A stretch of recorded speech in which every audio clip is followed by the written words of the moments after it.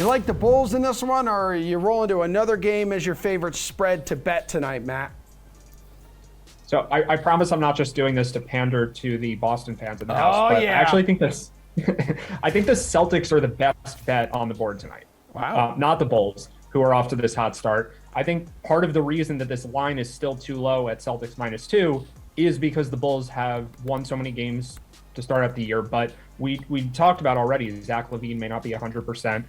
Patrick Williams is now out for the Bulls, and I think he's probably the guy who would have spent the most time guarding Jason Tatum. The Bulls don't really have another player, I think, who can really slow him down.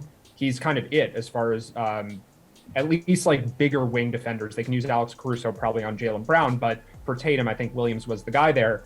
And then I think this is right. The Celtics haven't played a game yet this year with all of their players healthy. We had Marcus Smart was sick. Robert Williams was also sick. Al Horford rested, or I think had COVID the first game of the season. Jaylen Brown has missed a game.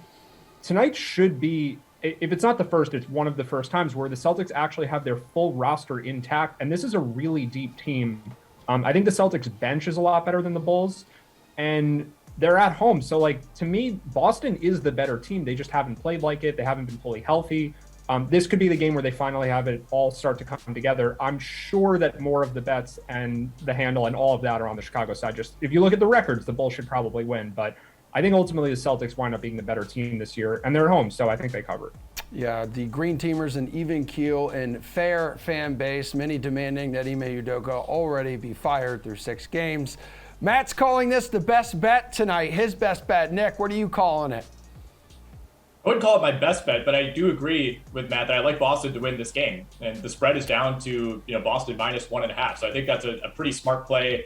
Chicago is 5-1, but they haven't really played anybody. They played a good team in the Knicks. They lost that game.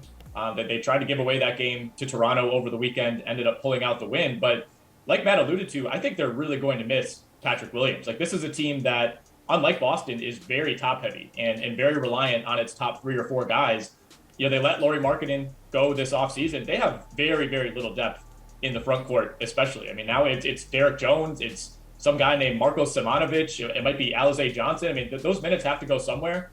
And they don't really have a true replacement for essentially a defensive specialist in Patrick Williams. So I think they're going to feel that loss quite a bit. And perhaps that starts tonight against Boston.